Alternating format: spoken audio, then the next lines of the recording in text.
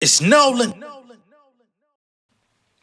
What's going on, beautiful people? It's the kid J Nolan here. Welcome back to another episode of Inside the Industry, your number one source for music and entertainment breakdowns and commentary. Today, we're going to be getting into quite a few things. As y'all can see here, we got Nicki Minaj, we got Missy Elliott, and we also have Lil Rod in the thumbnail. We also have some stories that are not included in the thumbnail with their likenesses, not for anything intentional. It's just really for design purposes, but we're going to try to keep this relatively short. I don't want to be on here all night, right? Got to get to my family and things of that nature. But, first thing I want to get into before we even get started is Nicki Minaj, all right? Now, if y'all saw my previous video, y'all saw that Lotto was asked about her top three female rappers, best female rappers. She said Lil Kim, Left Eye, and Shouty, right? AKA Nicki Minaj. She didn't want to give her credit necessarily, didn't want to say her name. She's trying to steer clear of, I guess, even utilizing her name online for whatever reason, right? But what we have to do is go ahead and give Miss Nicki Minaj all of her credit. She just became the highest grossing tour in female rap history with her Pink Friday 2 tour. I believe that they're saying that this tour brought in approximately $35 million in 17 shows. The tour is not over. She's still going to be in the U.S. doing shows up until about the middle of next month. Then she goes overseas for June and July. So she's still got a lot more to go. But I don't even know who was the previous record holder in hip hop up until this point. That's what made it interesting to me. Like, who did it first? Who had 34 33 million, right? But nonetheless, this touring data page came out and said Nicki Minaj's Pink Friday 2 officially becomes the most successful tour by a female rapper in history with $34.9 million from 220,000 tickets sold in its first 17 shows. Nicki Minaj earned her highest grossing concert of all time on March 30th, 2024 with $2.858 million in revenue at Madison Square Garden in New York as part of the Pink Friday 2 tour. These things can't be overlooked, you know what I'm saying? Despite how anyone may feel about her, if you don't like her, you don't like her attitude, you think she's a mean girl, whatever the case may be. These are big achievements and they should be celebrated. It wasn't that long ago where Kendrick Lamar was given his credit for grossing over 100 million or something like that dollars on his Mr. Morale and the Big Steppers tour. I think he was number one in hip hop history. Kendrick went out and did over 110 shows, 75 or so, which were in the US, and another 30 or so, I think, that were abroad, 104 across 6 different continents. The tour kicked off in June of 2022. He went all the way with this tour up until March of this year. So he was on the tour for like a year and a half doing this, and he grossed $110 million, and he sold over 929,000 tickets. So anybody who said that Mr. Morale and the Big Steppers was a whack album, or that there was something wrong with that project, or that he was a boring artist, he made history. Now, Drake just broke that record, and I want to go ahead and give Drake his credit too, because this was a story that was circulating. So for Drake's It's All a Blur tour, which of course J. Cole did a lot of dates on that tour with him although he's not on it anymore. This recently became the highest grossing tour by a rapper in history with $130 million grossed, which surpassed Kendrick's 110 million. So he was previously the record holder anyway, as far as just people in hip hop. Kendrick Lamar stepped up, surpassed it. Drake took it back. All right. So I guess all of this shit is big as the Super Bowl once you actually break it all down. God damn. For all y'all wondering why some of y'all other shows and tours ain't selling out, it's because they going and seeing these niggas investing the big dollars. They going to Dreamville Fest, 50 motherfucking 2,000 people. All right? That's why y'all niggas ain't selling your tickets like they should. Now, keep in mind that that 34 million that Nicki has brought in, that's only for 17 shows. She still got another solid 3 months of performances left, going into the fall, nearly end of summer. So I'm sure she's gonna either double or possibly triple, depending on how much, the capacity is at these shows. She could end up close to 100 million her own. So big salute for that. In other wait. I do want to play Nicki Minaj's video thanking the fans and everything. I want to give her credit, man. A lot of people give her slack. We've definitely given her slack over here inside the industry. But again, when people do something good, when good things are happening, when official stats are released and there's excellence, you definitely got to bow. You got to tip your cap and show some sort of love, man. I don't hate nobody. Again, I tell you that all the time. So what's Nicki got to say? We made female rap history to, I think, as of today, with how many sold out shows, and how much, how many shows that have grossed over $2 million. So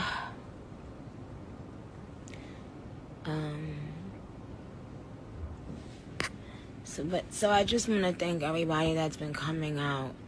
I never in my wildest dreams would have thought that this tour, I mean, I did keep saying, oh, it's gonna be this, it's gonna be that, but let me tell you something. The other component that I didn't factor in was you guys, your energy. We made female rap history to, I think, as of today. All right. So I guess that's the short version. I mean, I was hoping to get a little bit more of what she had to say, but that's pretty much the gist of it. She wanted to thank the fans, let everybody know how she was feeling. Seemed like she was tired as hell on top of that, so I don't want to come down too hard on her about what she had to say or how she came about it, because it looked like she was dead ass tired.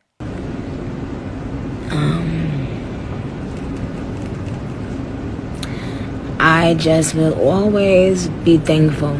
Period. We made female. Yeah, so that was the second half of that piece. You know what I'm saying? So big salute to Nicki. Making history.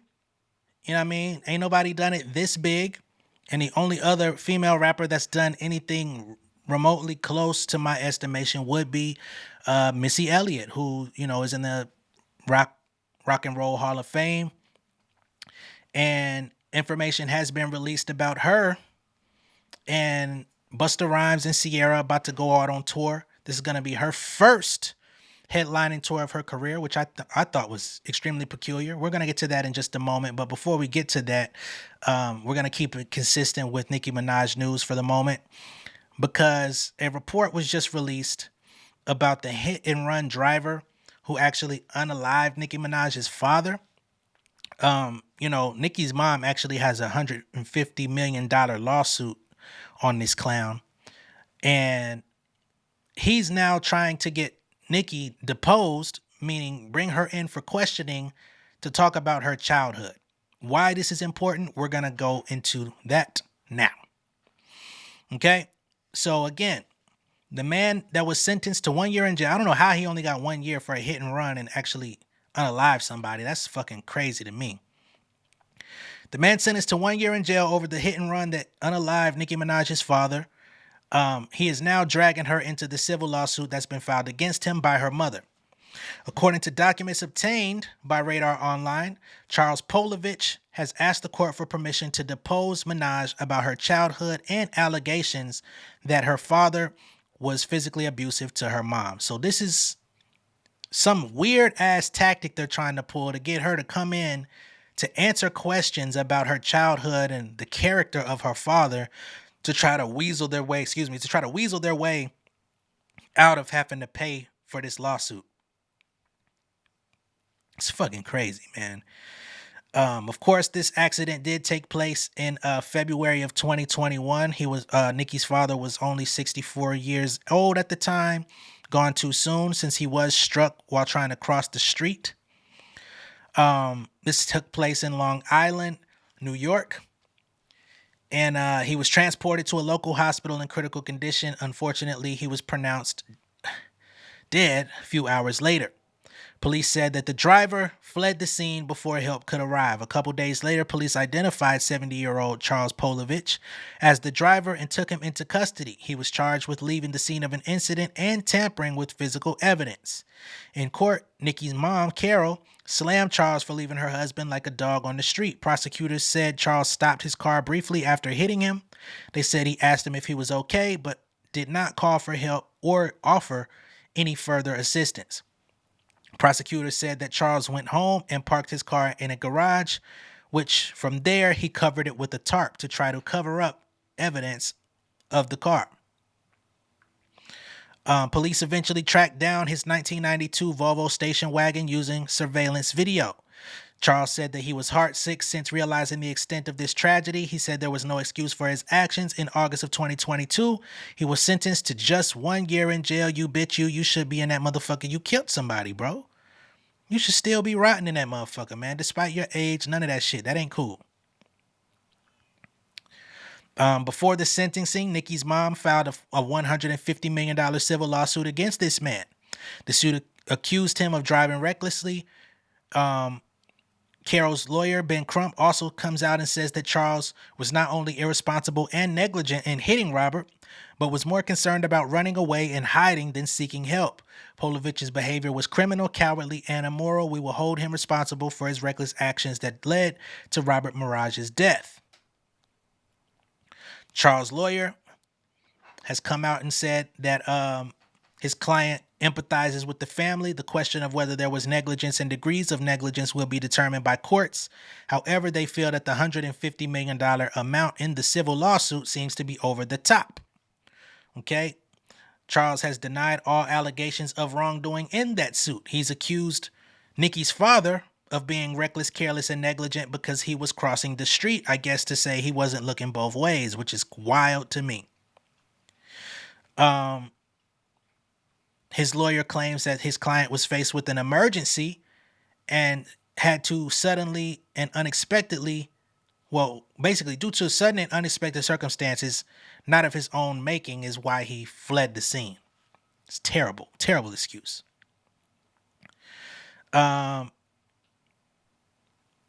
Yeah. Now they're trying to, like I said, get Nicki to come in for a deposition. The deposition involves questions where the issue of domestic abuse is discussed.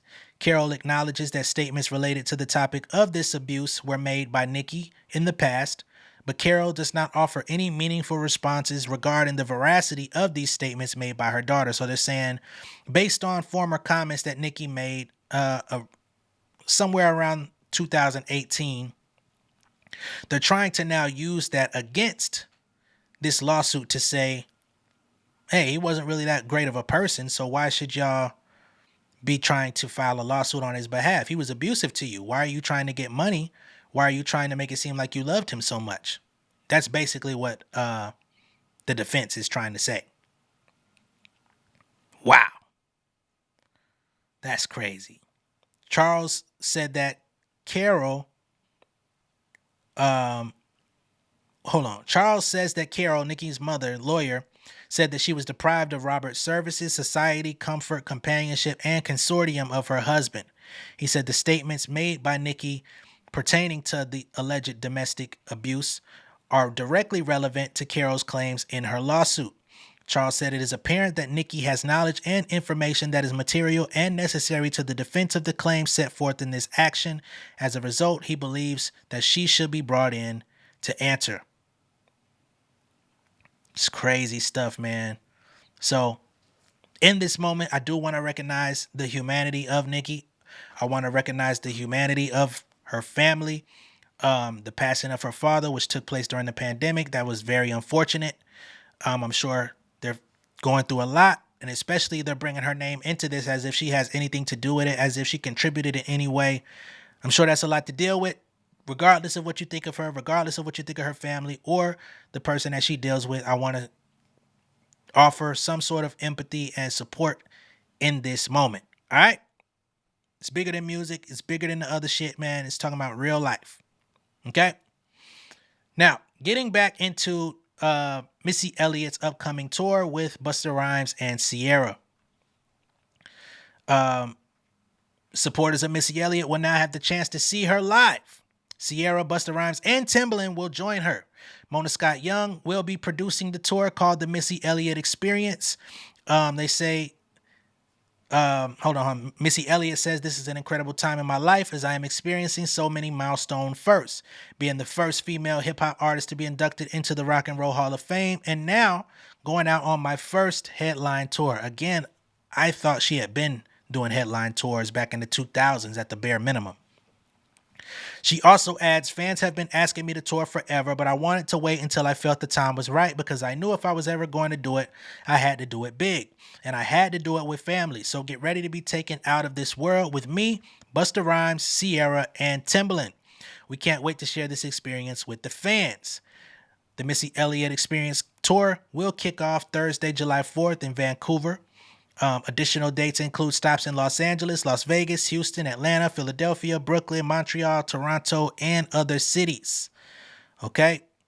So if you want to see Missy Elliott live on tour alongside Busta Rhymes, Ciara, and Timbaland, your opportunity is coming this summer. It's going to be a North American tour. I don't know how much these tickets are going to cost, but I'm sure it'll be a pretty penny because this is her first time doing this, especially at this level. Okay? Again, this tour is being put on by Mona Scott Young, who's also behind the Queens of R&B tour with Escape, SWV, Total, Maya, and 702. So Mona bringing in the big bucks. Mona doing some big shit right now, man. Can I borrow $1? $100? She. Mona, I might need to goddamn sell some insider merch at the one of these motherfucking tours. Can I get a vendor slot at the bare minimum? God damn. According to Mona, she says, "Missy has always been an iconic groundbreaker and continuously pushes herself to be bolder and go where she has never been before. And surprisingly, one of those places is headlining her own tour." She continues, "For decades, fans and peers worldwide have clamored for Missy to tour, and they're finally going to get what they've been asking for as she teams up with Ciara, Busta, and longtime partner in rhyme Timbaland to deliver a start-to-finish, non-stop, high-octane, out-of-this-world concert experience.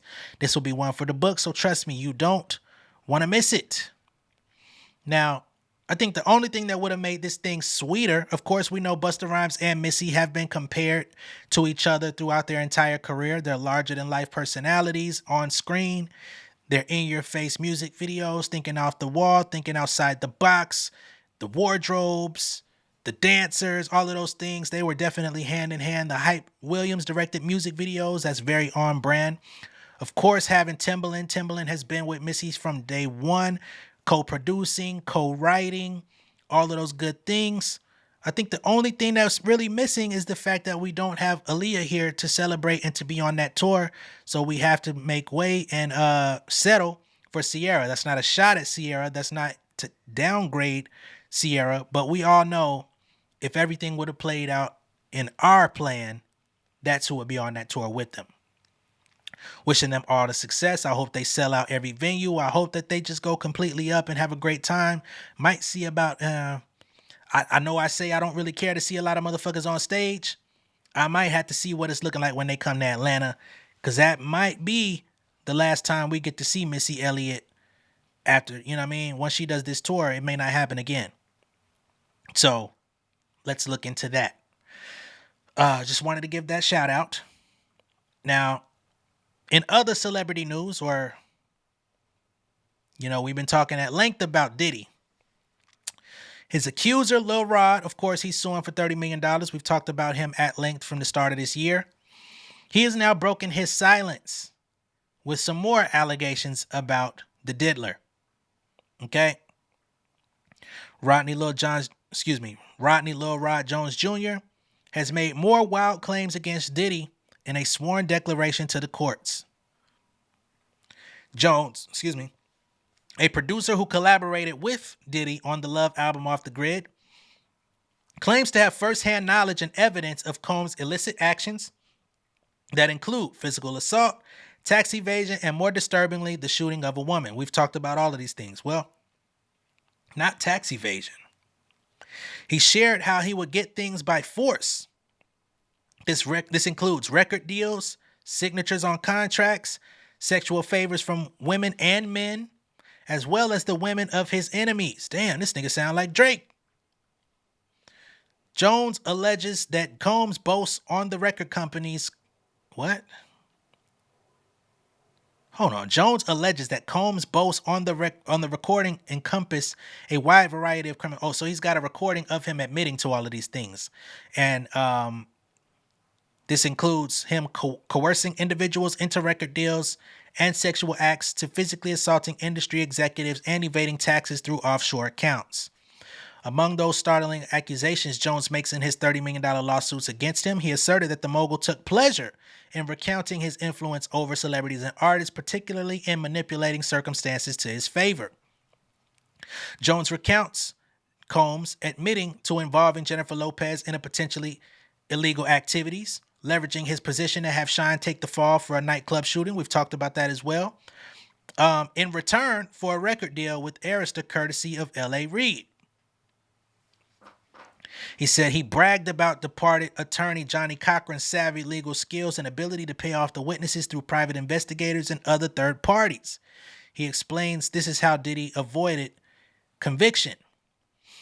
Jones also claims that Diddy still revels in aggressively handling record executive Steve Stout over a business dispute. For those of y'all that don't know, he smacked the shit out of Steve Stout back in the late 90s.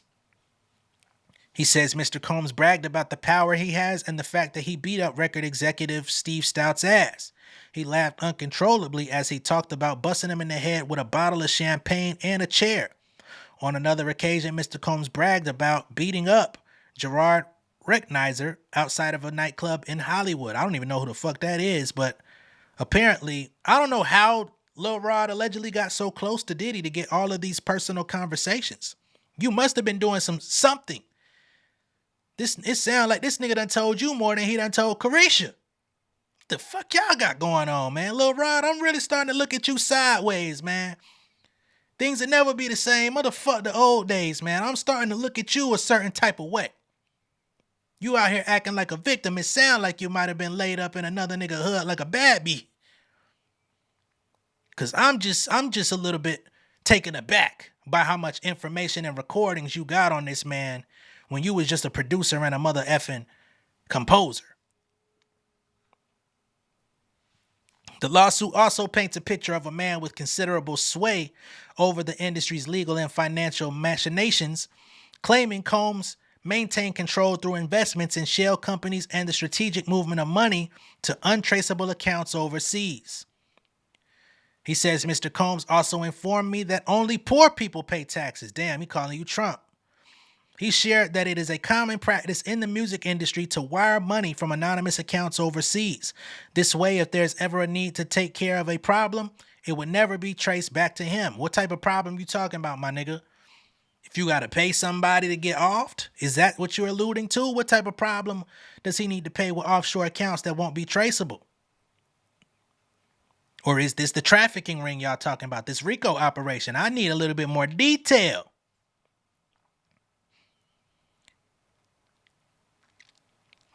Diddy has already dismissed Jones' lawsuit as pure fiction through his lawyer, Sean Hawley. Hawley slammed Jones and his lawyer, Tyrone Blackburn, for launching a lawsuit that has nothing more than a transparent attempt to garner headlines. In addition to Jones' legal action, Diddy is being scrutinized by Homeland Security after they raided his mansions in Los Angeles, New York, and Miami, which we talked about before. But again, others have come out and have been cooperating with the feds, including Cassie and others that have not been named. The feds have not even brought Lil Rod in for questioning, which is weird because most of the investigating that they're doing is based off of his lawsuit. And of course, Cassie's, but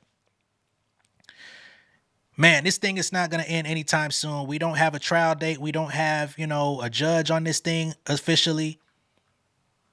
Well, I think we do have a judge on this, but we just got to see what the fuck going on, man. Y'all know when the information comes, J Nolan gonna talk about it. I don't know if this thing gets resolved in 2024 though, because there's so many layers to this fucking onion that you gotta peel back, and every layer, the shit just continues to stink even more and make a nigga cry. In other news, we've got Tiffany Haddish. She's coming out to try to defend herself based on a DUI that she caught in the past. The police officers that arrested her are set to testify as she accused them of an unlawful search which resulted in her DUI, right? These were the officers involved in her Georgia DUI arrest. And this took place in 2022. So this thing is ongoing off of something that happened a while ago. The prosecutors have revealed that 4 officers from the Peachtree City Police Department will appear at trial to talk about the night in question. Again, Haddish was arrested in January of 2022. Peachtree City PD officers received a call about a driver who had fallen asleep at the wheel. They pulled over her car, claiming it had matched the description. Per police reports, officers claimed that Tiffany Haddish smelled like marijuana. Haddish was also arrested for misdemeanor DUI, driving under the influence of multiple substances, and improper stopping on the roadway. Tiffany Haddish argues that the officers did not have reasonable articulable suspicion to detain her. The lawyer said the person who tipped police about the person asleep in the car said that the driver was in a white Chevrolet SUV with a possible Florida tag. Haddish's lawyer said the client was driving a white Ford Explorer, which of course is a totally different SUV. He said the officers followed her for 1 minute before pulling her over.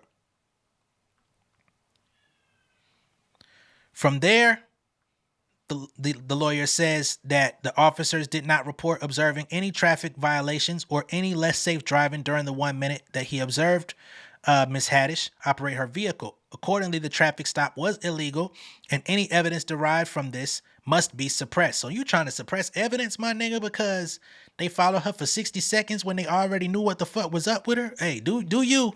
That's what you get paid to do. But this shit seem a little weak. Haddish demanded that all fruits of this unlawful seizure of her person, her blood tests, and any statements that she is alleged to have made on the grounds that they were the fruit of the or statements she made, she says, are on the grounds of unlawful search and seizure. Again, saying that they need to be suppressed, that they don't come to light. The police are expected to reveal what it is that they saw in court. Tiffany Haddish has been ordered to submit to random drug tests and not drink in the case because she caught a second DUI just last year, at the end of last year in November, out in LA. Officers found her behind the wheel of a car in the middle of the street in Beverly Hills. So this seems to be a kind of a routine. She gets drunk, high, and pulls over in the middle of the road. Tiffany Haddish reached a plea deal and the charge was reduced to reckless driving. The judge ordered her to submit bi-monthly for drug testing. She recently spoke out about the benefits of not being allowed to drink or smoke weed, keeping her mind clear, and apparently keeping her ass out the middle of the goddamn roadway while niggas is trying to drive. Very unsafe. Somebody could hit your ass. And you falling asleep at the wheel. Shh. But you out here talking about you finna sell some panties for goddamn charity. You need to sell your goddamn car. How about that? Need to get you some goddamn Uber passes or something, man. Fuck going on. Outside of that, we've got a family feud with Polo G. This will be my final story of the evening. This thing hits a little deep. If you don't know rapper Polo G, he is from, I believe, Chicago. But his mother and sister have been online the past few days going at it. Apparently, they had a bit of a skirmish at Polo G's mother's house recently. And both the mother and the sister have taken to the internet to spread their sides of the story. So let's get to it, y'all. Let's not waste no time. Okay? Let me get this thing pulled up.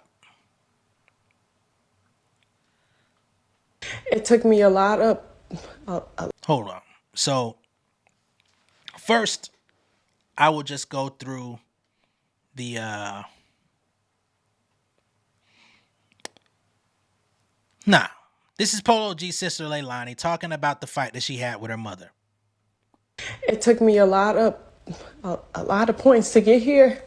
I whooped my mama on Easter. Beat Oh, y'all got to fighting on Easter. You say you whoop your mama ass on Easter when y'all supposed to be Easter egg hunting. Y'all supposed to be in your Sunday best. Y'all supposed to be going out for dinner. You know what I'm saying? Supposed to be looking out for the kids. Y'all niggas getting it in like that. That ain't no that's a hell of a scavenger hunt, man. God damn. It took me a lot of points to get here. I whooped my mama on Easter. Beat the dog out of her, bro. She a fake wanna be fake birth legends that you not none of that. Let's talk about it. No, I don't get no Miana. I don't get no. I don't care no more. I tore that up. Yes, I did, and I beat the baby mama too. Stop playing with me.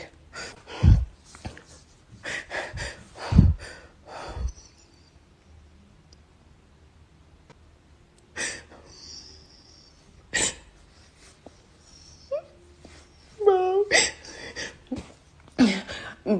I said in court cases for my brother. I said in literal court cases for my brother. The house got. It took me a lot of. The house got raided. Bitch wasn't there, but you writing paragraphs on social media. Stop playing with me. Stop playing with me, bro. Why the house get raided? Bro, this lady shot at me. She shot at me. She shot at Trent's baby. Like she shot at me 16 times. This lady. Hold the fuck up. Your mama shot at you 16 times? Your mother, you're the woman who birthed you, brought you to life. Tried to 50 cent your ass. God damn. Keep going. It took me a lot. The house got raided. Bitch wasn't there, but you writing paragraphs on social media. Stop playing with me. Stop playing with me, bro. Bro, this lady shot at me. She shot at me. She shot at Trent's baby. Like she shot at me 16 times. This lady, bro, my mom is so fucking narcissistic. Do you not, first of all, you never even believed in my brother's career. When he even came, I'm the one that told you to no, Shaolin, I'm not doing that because this want to post all of this on social media playing with me. No, bro. The house got raided. Bitch wasn't there, but you. Okay. I find that to be very interesting because Polo G's mom is actually his manager, or at least was his manager. It seems that they've got a rift going on between them as well. I don't know if she's still managing him or not, but the sister is claiming that the mom never believed in his career when clearly she had to believe something to go ahead and manage his ass. He was very young when he busted out onto the scene. I don't know, y'all. That screaming that y'all just heard, I'm gonna actually play y'all a video of what happened. It's not an entire video, but the mother, Miss Stacia, she came out to let it be known that there was some sort of Easter showdown. They really were having a goddamn battle royale over there at the house, so they did get into a rumble. But she said that this was a mental illness, a mental breakdown of some sort on behalf of Leilani, who is Polo G's sister. So this is what's been released to the people. It's Nolan. No!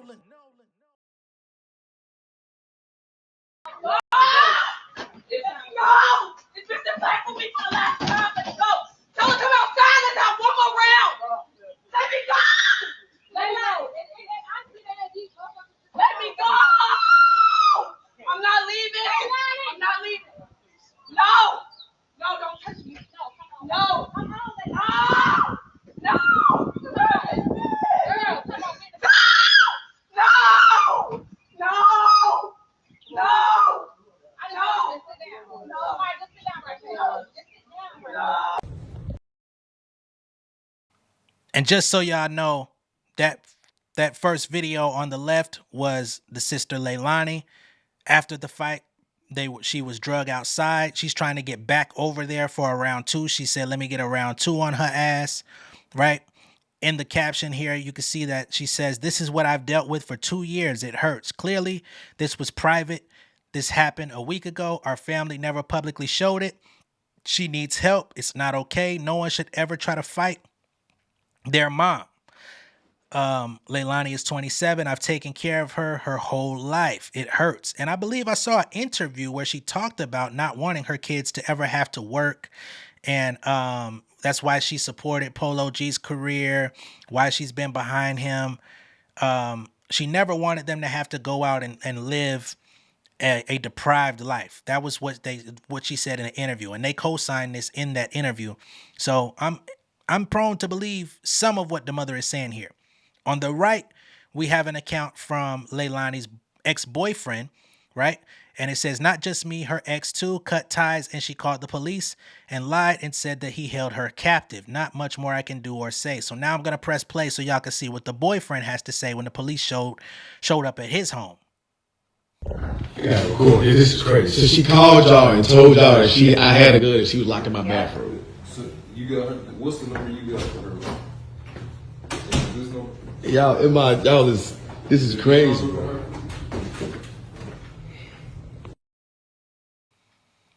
Right?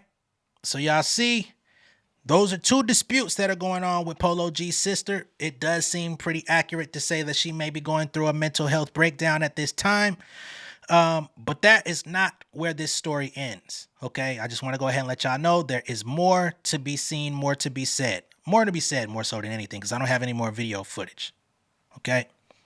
It took me a house. All right. So the mother, Miss Stacia Mack, comes out and says, "Please leave me alone. Never have I ever brought nothing to social media. Fighting your mom isn't a win, especially when you don't win." So mama had to make it be known, I love you with all my heart. But trying to fight me is a L, especially when I done whooped your ass and you took a L. Please leave me alone. Quit coming to this goddamn stage called the internet and gets you some help. She ends up posting documentation from Grady Hospital, which is, for those of y'all that have lived or been to Atlanta, that is one of the primary city hospitals where a lot of people go to die. A lot of people have gone there to be born as well, and a lot of them have been, dropped on their heads at this hospital, but whatever. Stacia Mack comes back. She says, "What you just watched was a mental health break. I've tried multiple times to assist my daughter to no avail. It has been a lot to bear the past year or so. As she is an adult, there is only so much I or we can do as a family. Monday, she visited my home, attacked me, and destroyed my things. She is not well. I continue to pray for better days. This is very heavy on us all, including her. When she is ready for the help we have offered, I will be there with open arms to aid her." She then comes out, which is Polo G's mom, Stacia. She comes out and she reveals text messages straight from rapper Polo G in which he is not supportive of mama. Okay? Apparently, he tried to call her phone. He says, "Answer the phone." Mama says, "You never called." He says, "I'm calling you now." He follows up with, "I hate you." Mama replies back, "That's nice." He says, "I'm done with you for the rest of my life. Know that." Mama comes back and says, "Okay, LMAO. So a motherfucker cut me." So I guess Leilani cut mama. She comes back again and says, "Polo." So she says, "Really? I asked for months for help. You don't reprimand your sister and tell me you hate me. Okay." So I guess she called Polo G to try to get him to step in, intervene in some sort of way. He never did. Now he's mad. She says, "Polo, just in case you don't know," comes back, says she literally just called me 100 times saying she wants to apologize. Called Derek, and now she's playing victim online. She says, "Child, from Polo to Leilani, when is it coming to stop? Polo, you can't help her if you're making excuses. You did the same thing with Trench. We all see how that worked out. Leave it alone. If I stand on business with my kids, stop enabling them. I'm a piece of shit. Make me show all the times you told me I was the shit. And that's why I'm your mom and manager. I give no fucks about money or fame. You a goofy? Damn, you getting called a goofy by your own mother. Hold the fucking door." You a goofy. You won't care till your sister crash out like your brother, because when I told them better, you enabled the bullshit. He comes back. He says, you a piece of ish. She comes back and tells him, you a piece of ish, you stupid ish. She says, and I'm going to post you too. Say it again. Damn. I'm so glad I'm blessed not to have parents like this or family dynamic like this. This shit too much for me, man. This is some made for TV type shit, man. Polo comes back and says, nothing I ain't heard before. I'm glad you back to your old ways, the Stacia I really knew growing up. Stop hiding it, because I got money now. He then comes back and reneges on his statement, nah, love you, mom. Until that sting, he came back and reneged on that shit. You want to play big, bad, tough guy, then you want to come back and say, nah, man, I love you. Well, his sister is still not done. She posts more on her story. Y'all know why I haven't been on social media? A year ago on my birthday, my mom told me to unalive myself. I literally had to go to the psych ward. My mental began to decline with our relationship. This lady wouldn't even get me out the psych ward. She sent my friend. I started drinking more and more to numb my pain. She says I walked through the door on Easter. She immediately starts talking about my appearance, how she hates my hair. She did this in front of everybody. I told her it hurt my feelings as she did that and confronted her about it, and she started attacking me. Turned her every way but loose. Yes, I did. 2 pieces crystal. Since y'all want to be funny. She shoots at me, tried to stab me, and send the video to everybody. That's why I went live, to show the real her. She done did so much messy stuff behind the scenes that has affected my health, and I just hit it. Miss Stacia, again, Miss Stacia is Polo G and Leilani's mother, comes back out. She says, when God put his hands on these kids, I promise you the world will have a front seat to witness. Passive aggressive, manipulative, spoiled, entitled, and it's my fault because I've condoned this behavior for years. In front of many, you've seen the rise, and in front of many, you will see the fall. This child called me 100 times to apologize, only to run to social media when I didn't accept the disingenuous apology. Ask yourself, would you allow your sibling to fight your mother and destroy her things? There is no justification for cursing out or fighting your parent. This generation praises all the wrong things. If I'm such a horrible parent, why haven't you worked a day and you're damn near 30? If you think this is funny, you are lost. She needs help. Leilani, the sister, comes back out and says, who keeps receipts on people they love, LMAO? To even upload my health records, a video of my ex nobody knew I was dating, you been snaked out. Playing victim because you attacked me is crazy. Turned you every way but loose, and the baby mama ran who shoots, and the baby mama ran who shoots at their kids and posts them at their most vulnerable moments. You weird, and now social media know it. No press conference can help you, fake Olivia Pope. Yeah. I think I got to side with mama on this one. I'm sorry. For you to ask who keeps receipts on people they love, clearly the people that got to keep receipts on the people they love. If you've been out here wilding out, you trying to start fights, you trying to stab, you trying to do all of these different things to me, at a certain point, I'm going to start keeping records of the shit you do to me, because the police ain't going to be coming to my motherfucking house talking about what I done did to you. Okay? Just being honest, just based off of the information that I've been presented with, I got to side with Mama Dukes. Then you say playing victim because you attacked me, turned you every way but loose. So you're clearly stating that y'all was getting into it. You feel like you whooped her ass. If mama feel like she got to shoot at you, she might have to feel like that, because who gets whooped on by their child? Your name is Leilani Capalot on Instagram. So I'm inclined to believe there got to be some cap in your rap. I hope everything turns out for you. I hope you get the help you deserve, Polo G. I hope that you can find peace. I know you recently came out and said that you took an extended break from putting out music and taking a break from hip hop and stuff like that. Hopefully you're able to get back to it. Get your money train back rolling. I know you turned down a lot of money to take this break. I'm wondering if this break that you took from hip hop had anything to do with the tumultuous nature of your family. I'm wishing peace, love, light, and happiness to you all, whether that be together or separate. Hopefully one day y'all can work out your issues, and hopefully you won't have to come to social media in order to do that. That's pretty much what I got for y'all for this evening. I appreciate y'all tuning. I appreciate y'all rocking with me and staying here to talk. At this point, I'm about to leave and go check on my family. Much love and respect. I'll see y'all later. Be sure to like and share the video. If this is your first time seeing me on YouTube, go ahead and subscribe to the channel. Hit that post notification bell for all updates. Become an insider. Don't be on the outside all your days. Now, it been out here in Atlanta. It been raining. Come on inside. Kick off your shoes, relax your feet, party on down to the J Nolan beat. All right, just kick it. I'll see y'all later, man. Peace. King of my city in cul-de-sac. Coming out swinging like soldier rags. Leading my people like quarterback. Boy, I study this shit, I'm an almanac. Had to get up and grind. Knowledge is booming, I'm here to apply. Came with the chip and the dip, it just single the mind. We finna do more than survive. I need my check. Spinning the block for the Gouda. We hitting the jeweler to flood out the net. We don't do beef for computers, I'm straight out the sewer. We come when you rest. Niggas be looking perplexed, so keeping my foot on their neck. No map, I trust my gut for the quest. With drama, I'm fully abreast. I was ready for years and they doubted me. All of a sudden they tell me they proud of me. I've been dropping these haters like calories. Cross them out, I came back with some boundaries. Stand for my honor, but too raw, no corner. Packing the stick with a drummer. When I catch my bad, won't fumble. I done came too far to be humble.